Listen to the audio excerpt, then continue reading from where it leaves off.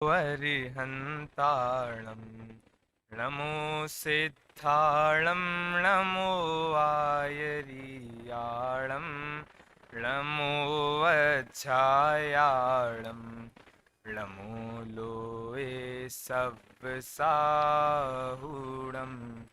मंगलम भगवान वीरो मंगलम गौतमो गणी मंगलम कुंद कुंदार्यो जैन धर्मोस्तु मंगलम सर्वमंगल मांगल्यम सर्वकल्याणकारिकम प्रधानम सर्वधर्माणां जैनम जयतु शासनम वंदितु सर्वसिद्धे ध्रुवमचलमणोभवं गतिं पत्ते भोक्ष्यामि समय पाहुड मृण्मो सुत केवली भणिदम।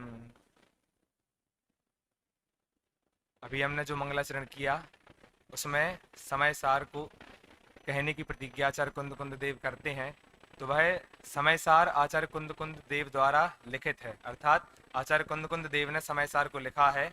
तो सर्वप्रथम यदि हम किसी भी ग्रंथ की चर्चा करते हैं तो उसके पहले वह ग्रंथ किसने लिखा है, उस ग्रंथ का महत्व क्या है, उन आचार्य में या जिस भी लेखक ने जो चीज़ लिखी है उसको लिखने में क्या आपत्तियां आई हैं, उनका जीवन कैसा रहा है, यह सब जानना बहुत आवश्यक है।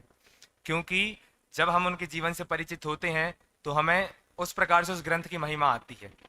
जैसे टोडरमल जी थे, तो हम मोक्ष मार्ग प्रकाशक की बहुत महिमा गाते हैं, क्योंकि मोक्ष मार्ग प्रकाशक को ऐसा कहा जाता है कि उन्होंने मृत्यु की कीमत पर लिखा था। तो मृत्यु की कीमत पर लिखा था, इसलिए हम समझते हैं कि वह ग्रंथ बहुत ही अद्वितीय ग्रंथ है। और ऐसा भी जब दादा प्रवचन करते हैं तो बताते हैं कि जब उनने वो ग्रंथ लिखा था तो उस समय उनका समाज ने बहुत विरोध किया होगा। जो उनके साथ पंडित ब्रह्मचारी रायमल जी वगैरह थे, देवीदास जी गोधा जी, तो उन सब ने भी उनका बहुत वो मतलब उनको कहा होगा कि मत करो, ये ग्रंथ ऐसे मत लिखो, समाज विरोध की बात है मत लिखो, जिससे आपको आपत्ति हो बाद में। परंतु फिर भी उनने वो बात लिखी तो हमें उस ग्रंथ की महिमा आती है कि हाँ, उनने अपनी मौत की कीमत पर लिखा। ऐसे ही बनारसी दास जी थे कि उनका हमने परिचय पढ़ा है कि हाँ, बनारसी दास जी की 2 शादियाँ हुई थी, 7 पुत्र 2 पुत्री थे और सभी मरण को प्राप्त हो गए थे। और वो इतने बड़े कवि थे कि उनको नवरत्नों में जगह मिली थी। और 14 वर्ष की उम्र से उन्होंने नवरस नाम की कविता लिखना शुरू कर दी थी, जो श्रृंगार आदि रस की बहुत उत्कृष्टतम कृति थी। तो भाई सब लिखना शुरू की थी, परंतु उसको भी छोड़कर, उसको नदी में बहाकर उन्होंने बनारसी विलास, अर्धकथानक, नाटक समाचार जैसे ग्रंथ लिखे, इसलिए हमें उनकी महिमा आती है। तो अब समाचार की महिमा हमें आनी चाहिए, उसके लिए सर्वप्रथम हम कुंद कुंदाचार्य का परिचय देखेंगे कि कुंद कुंदाचार्य कौन थे, उनका जन्म कहाँ हुआ था, उनके संबंध में कैसी भ्रांतियां होती हैं, और भी अधिक जो भी उनके संबंध में चीजें हैं वो सब हम जानेंगे। तो सबसे पहले आचार्य कुंद कुंद का महत्व क्या है जैन शासन में, इसको जानते हैं। जैसे भी मंगलाचरण किया कि मंगलम कुंद कुंदाद्यो, तो यहाँ पे भगवान महावीर, गौतम गणधर, इनके बाद कुंद कुंदाचार्य को नमस्कार किया है।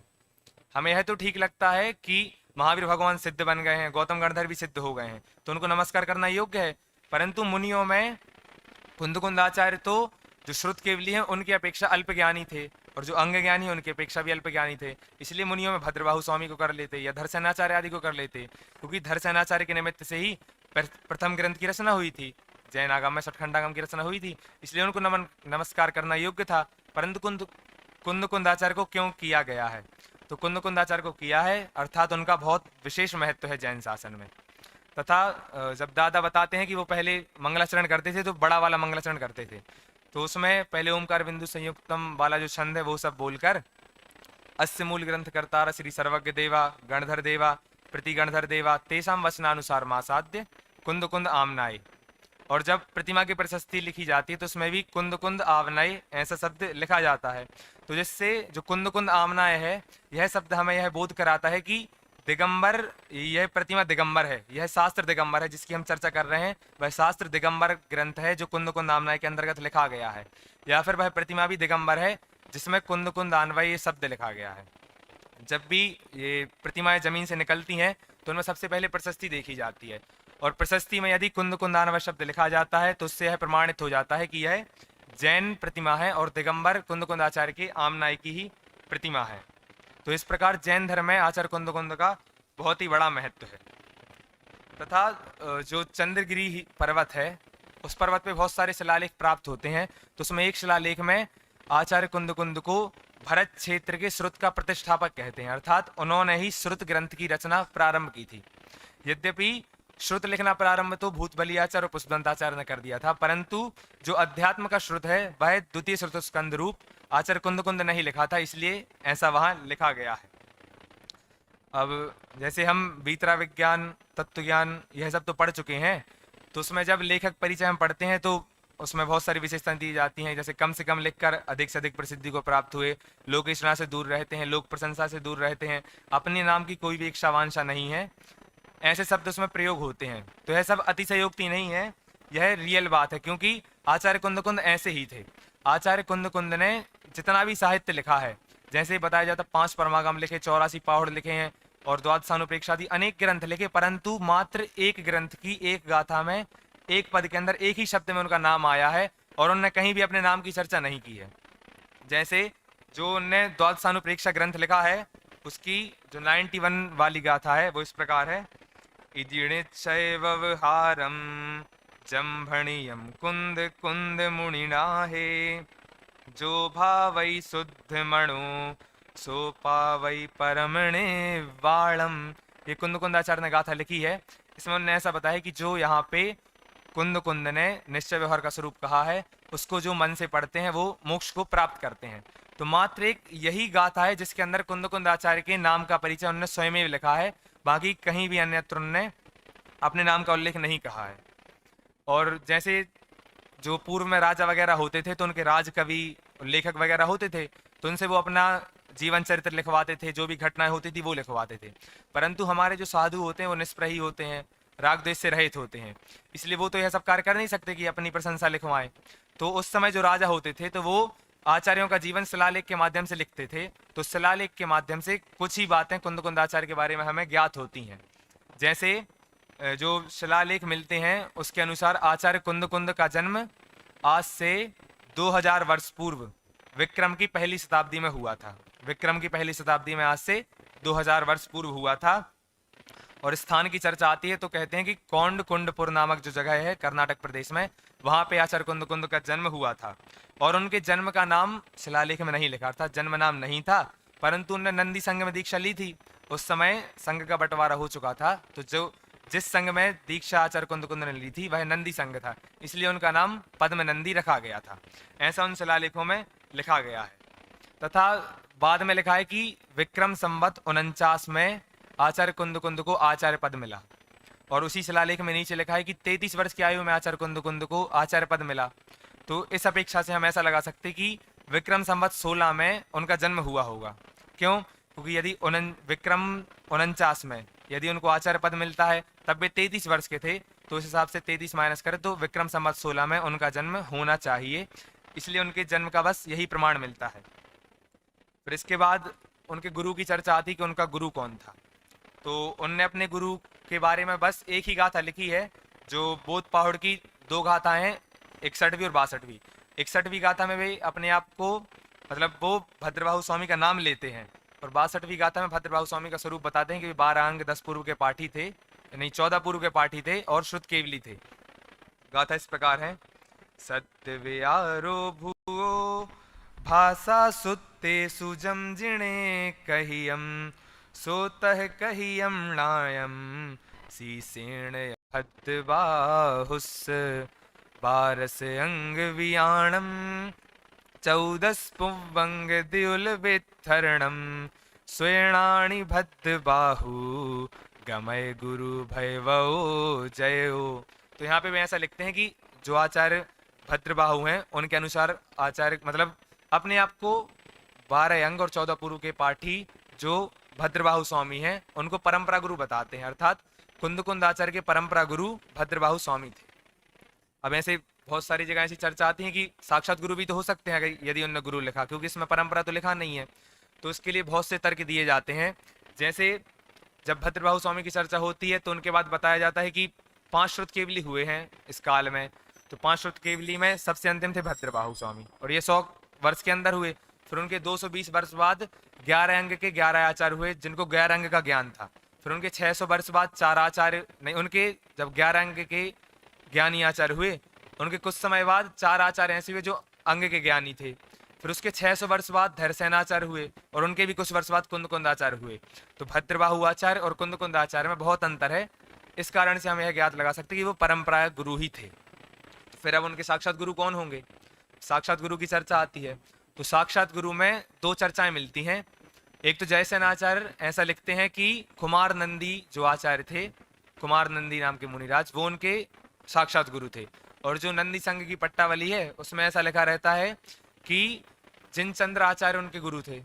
तो इन दोनों में हमें विरोध प्रतीत होता है, परंतु इसमें संधि इस प्रकार बैठाई है कि जो कुमार नंदी है वह उनकी क्वालिटी को देख के नाम रखा गया होगा, क्योंकि नंदी संघ में दीक्षा ली इसलिए नंदी, और कुमार अवस्था में दीक्षा ली होगी इसलिए कुमार नंदी।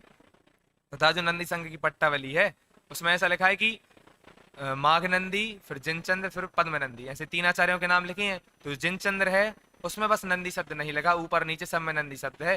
तो इससे हम ऐसा अनुमान लगा सकते हैं कि कुमार नंदी और जिनचंद्र एक ही आचार्य थे, ऐसा हमें प्रतीत होता है।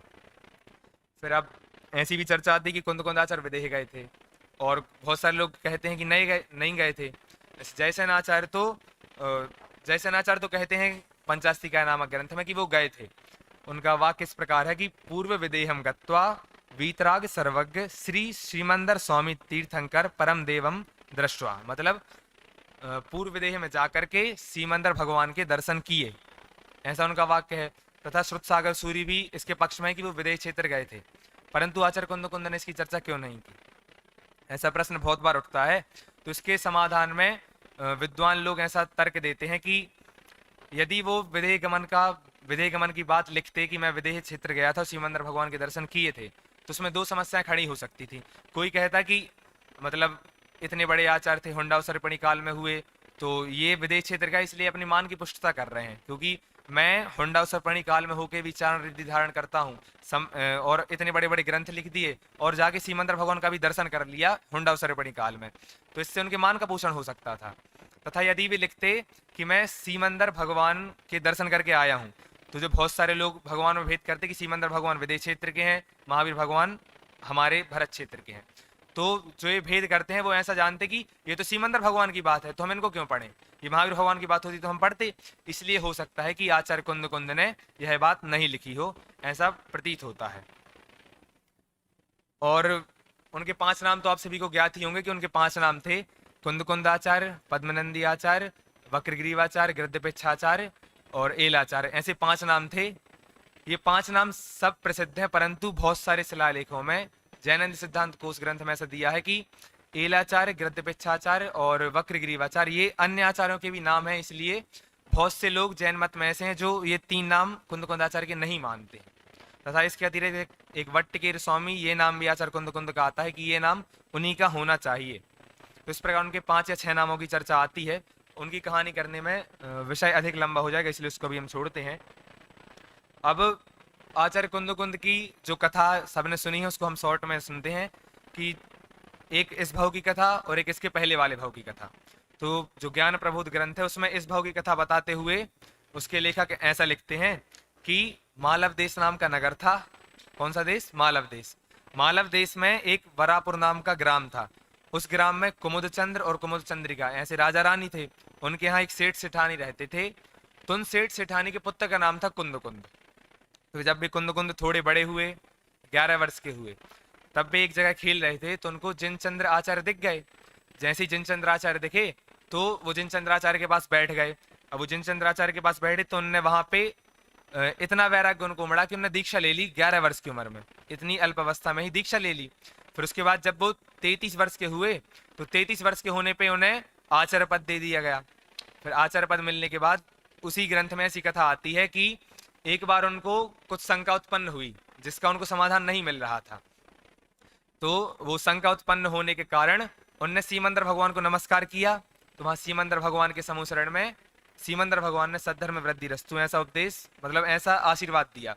तब वहां पे सबको आश्चर्य उत्पन्न हुआ कि कोई आया नहीं है, परंतु ये सीमंदर भगवान किसको आशीर्वाद दे रहे हैं।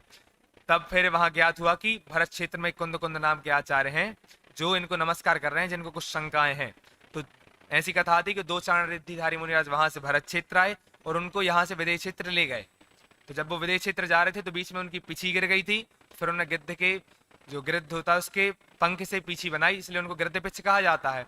फिर जब वे वहां पहुंचे तो 7 दिन रहे और 7 दिन उपवास से रहे थे, उसका भी एक अलग कारण आता है। फिर जब वे वहां से आए थे तो उसमें भी एक प्रसंग जोड़ देते हैं कि जब वे वहां से आ रहे थे तो आते समय एक ग्रंथ ला रहे थे विदेश क्षेत्र से, परंतु वह ग्रंथ आकाश गामनी जब रिद्धि से आ रहे थे तो वहां बीच में गिर गया, इसलिए वह प्राप्त नहीं है। और यहाँ आते साथ ही उनके निमित्त से 700 स्त्री और पुरुष ये सब दीक्षित हुए। और इनके दीक्षित होने के बाद एक प्रसंग जो ज्ञान प्रबोध नाम के ग्रंथ में ऐसा लिखा जाता है कि एक बार श्वेतांबर मत में और दिगंबर मत में वाद विवाद हो रहा था गिरनार पर्वत के ऊपर। तो वहां पे यह वाद विवाद हो रहा था कि कौन सा धर्म अधिक प्राचीन है या कौन सा धर्म सच्चा है। तो उस समय आचार्य कुंद कुंद ने अपने रिद्धि के बल पे जो पाषाण की मूर्ति थी सरस्वती की, उसके मुख से ऐसा बुलवा दिया था कि जैन धर्म ही सर्वाधिक प्राचीन धर्म है, सर्वाधिक सच्चा धर्म है, ऐसा बुलवा दिया था। तो इससे भी हमें ज्ञात होता है कि वे कितने बड़े आचार्य थे और कैसी कैसी रिद्धियां उनके पास हो सकती हैं। तो ऐसी कथा ज्ञान प्रबोध ग्रंथ में आती है।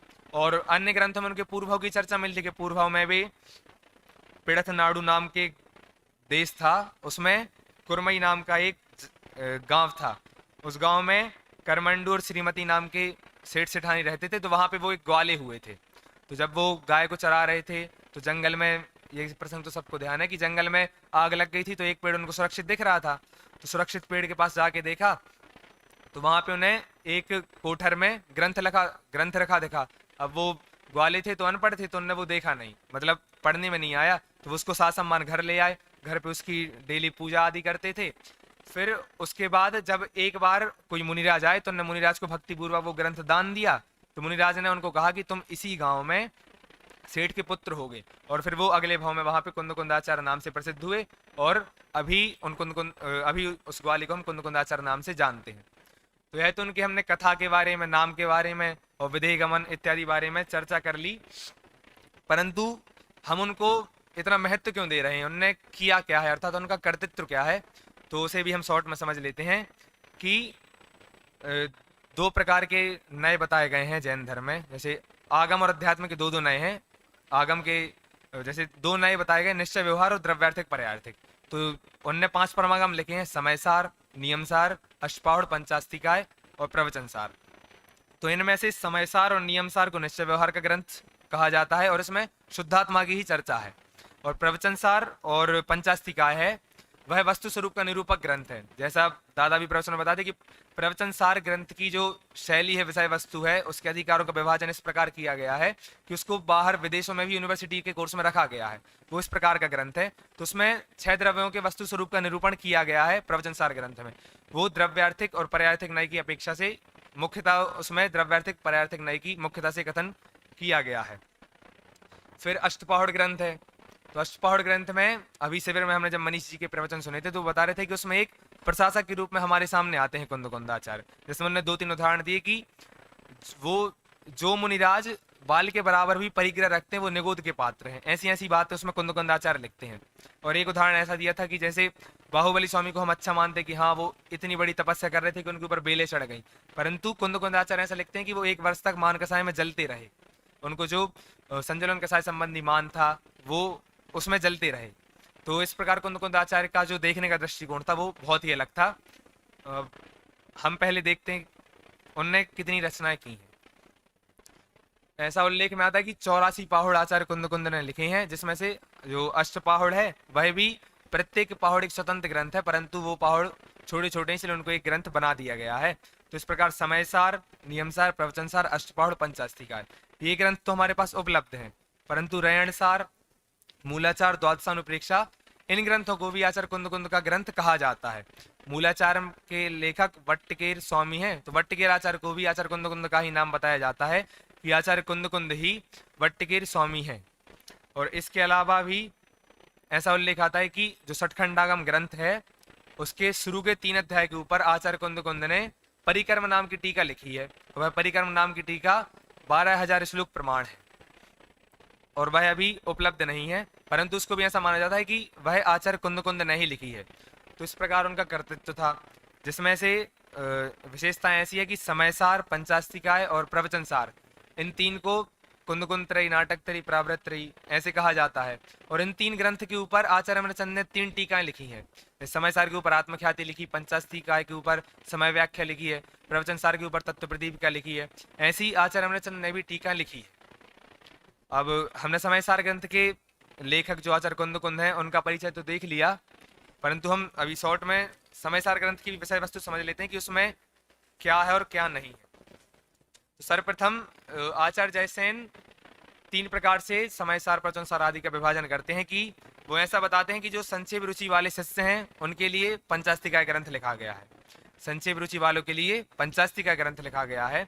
जो मध्यम रुचि वाले हैं उनके लिए प्रवचन सार है, और जो उत्कृष्ट अर्थात विस्तार से जानना चाहते हैं उनके लिए समय सार लिखा गया है। तो कल से हमारे समय सार का स्वाध्याय प्रारंभ होगा। तो प्रथम हम जान लें कि समय सार ग्रंथ में है क्या। इसमें 9 अधिकार हैं। पहला जीवाजीव अधिकार, फिर पुण्य पाप अधिकार नहीं कर्ता कर्म अधिकार, फिर पुण्य पाप अधिकार, फिर आश्रव अधिकार, संवर अधिकार, निर्जराधिकार, बंध अधिकार, मोक्ष अधिकार और सर्व विशुद्ध ज्ञान अधिकार। इस प्रकार इसमें 9 अधिकार हैं। और इसमें जीव अजीव आश्रमण संवन निजरा मोक्ष पुण्य पाप, ये जो 9 तत्व हैं, इन 9 तत्वों के जो सारभूत शुद्धात्मा है उसको ही उपादेय बतलाकर शुद्धात्मा की ही चर्चा की गई है। इस ग्रंथ में मूलतः अध्यात्म की चर्चा है और आत्मा की ही चर्चा है। तो हम सब भी ऐसी आत्मा को जानकर शीघ्र ही मोक्ष पद की प्राप्ति करें। इस प्रकार अभी की वाणी को विराम देते हैं।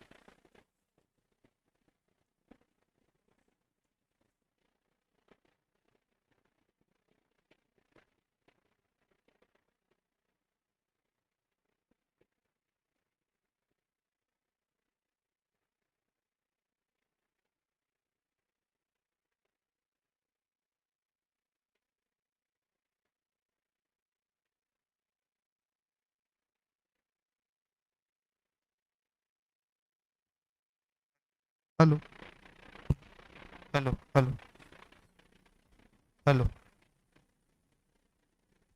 हेलो। इसमें से-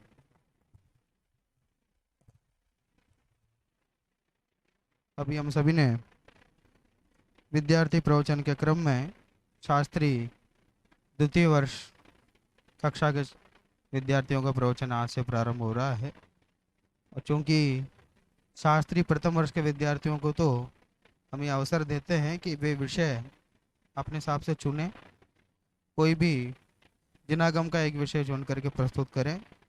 पर शास्त्री द्वितीय तृतीय वर्ष वालों को जो उनके पाठ्यक्रम में है और समय सार जैसे आध्यात्मिक ग्रंथ का प्रतिपादन का अवसर उन्हें मिलता है, 2 दिन का अवसर उन्हें मिलता है। और आज तो बहुत अंत समय में इस विद्यार्थी को बताया गया कि आपको प्रवचन करना है, और विषय भी यद्यपि सामान्य था, ग्रंथ और ग्रंथकार का परिचय, पर विषय की दृष्टि से, तैयारी की दृष्टि से सामान्य होने पर भी अपने आप में यह भी एक महत्वपूर्ण विषय है। कुंद आचार्य का परिचय प्रस्तुत करना और समय सार ग्रंथ, पूज्य गुरुदेव तो ऐसा कहते थे, भरत क्षेत्र का सर्वोत्कृष्ट ग्रंथ। इस ग्रंथ का परिचय और इस ग्रंथकार का परिचय प्रस्तुत करना इतना आसान कार्य नहीं है। कुंद आचार्य के बारे में बहुत प्रकार की कहानियाँ मिलती हैं, बहुत प्रकार की किंवदंतियाँ मिलती हैं। उन सबको दादा ने प्रस्तावना में देने का प्रयास किया। इसके अलावा भी अन्यत्र भी अनेक जगहों पर विशेष वर्णन मिलता है, उन सबको प्रस्तुत करने का प्रयास किया। मोहित जैन फुटेरा जिनका यहाँ से प्रवचन हुआ, भाषा बहुत अच्छी है, शैली भी अच्छी है, पर शब्दों का उच्चारण जल्दी जल्दी कर रहे थे। अंत में आते आते थोड़ा सा अच्छा किया, उस समय सही तरह से शैली जा रही थी, पर गति अधिक लग रही थी बीच में, गति कम करना चाहिए। सामने विद्यार्थी भी हो और भी श्रोता हो तो भी जितना आराम से उच्चारण करते हुए, जितना आराम से विषय को प्रस्तुत करने का, आवाज़ में जरूर आप जोर देवें, ज़्यादा जोर से बोलें पर गति से नहीं, आवाज़ में जोर दे दें पर गति को कम रखना चाहिए, जिससे समझने वालों को, सामने जो बैठे हैं वो अच्छे से सुन सकें आप क्या शब्द कहना चाह रहे हैं, क्या विषय कहना चाहते हैं। जल्दी जल्दी बोलते हैं तो फिर विषय नहीं पकड़ पाते हैं श्रोता। इसलिए ज़रूरी है गति कम रखें।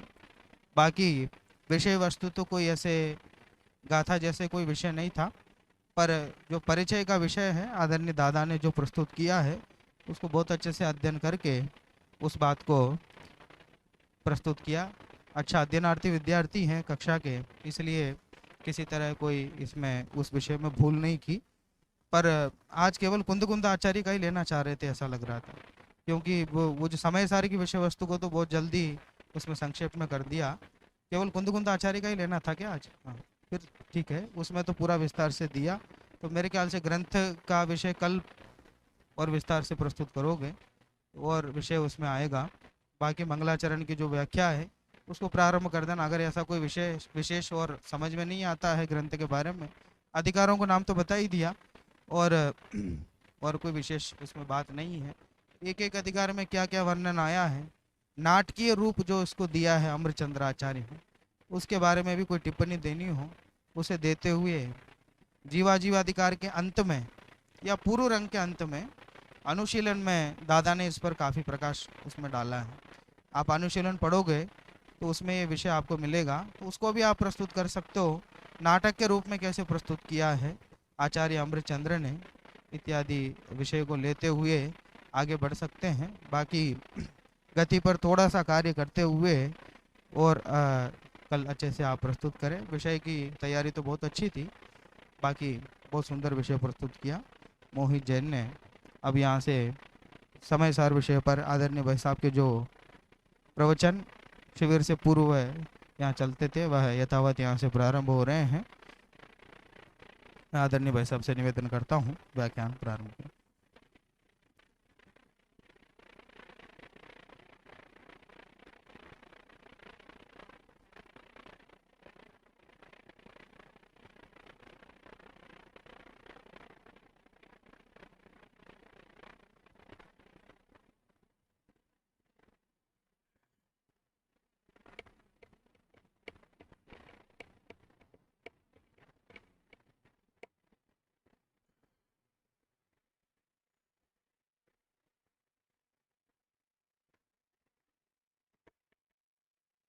अनुशीलन ले लीजिए जरा, अनुशीलन कलश चलने वाला है इसलिए अनुशीलन ले लीजिए।